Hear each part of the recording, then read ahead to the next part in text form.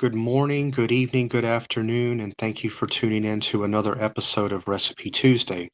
Today we're going to talk about my spaghetti sauce recipe. It's a recipe that my mother taught me, but I tweaked it and made it all my own. What you're going to need to make this recipe is as follows. You're going to need 1 pound of 85% or better ground beef or ground turkey. I usually use 90%. That works pretty good. 1/2 cup Pompeian olive oil. That's what I use. I use the Robust, but you can use whatever brand you want. There's no set in stone um, olive oil that you have to use Pompeian. You can use whatever you like. 1 large onion sliced lengthwise. 1/2 clove garlic cut and crushed. What I use to crush my garlic with is a wooden meat tenderizer. I just take it and press down, and that does the job. A tablespoon of basil, a tablespoon of oregano,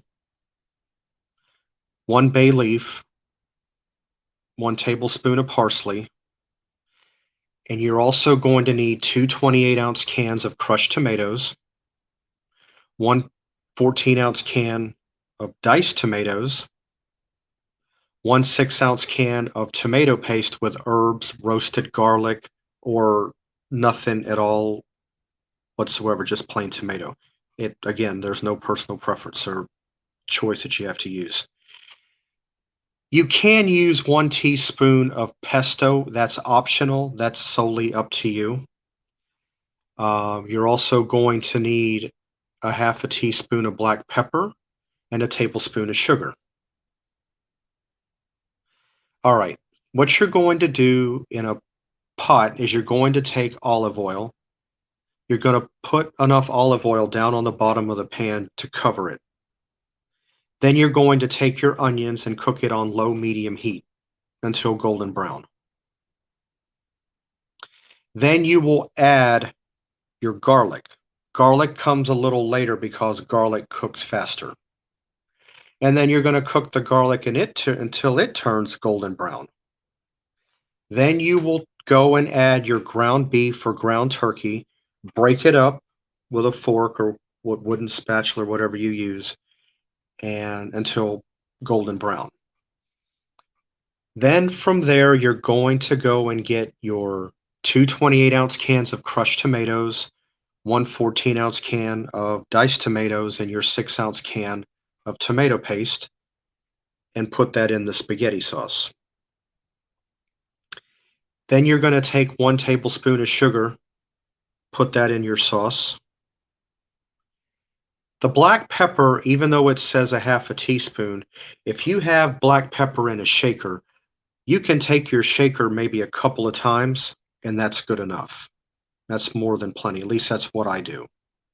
But to guesstimate, to give an approximate amount, that's what I put. Stir that in. Then you're going to add your tablespoon of basil, oregano, parsley, and the 1 bay leaf. Stir that in.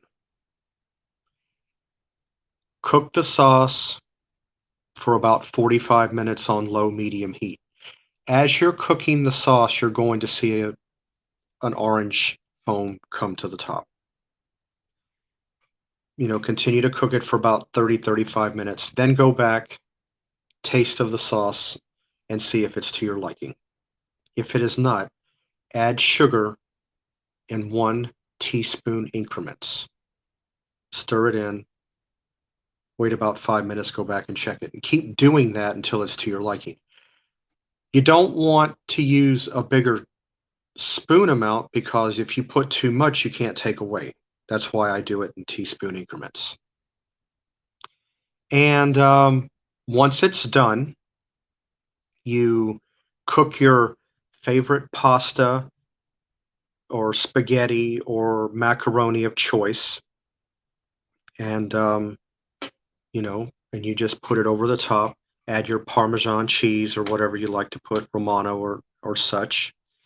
And it also makes leftovers. So you'll definitely have some spaghetti sauce for the next couple of 3 days to have on hand.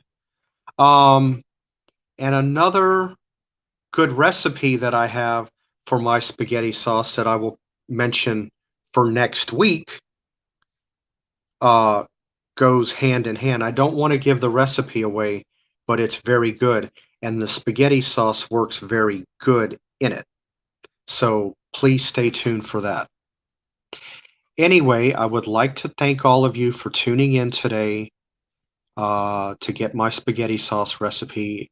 If you want to try it, and I do encourage you to try it, and I think you will like it.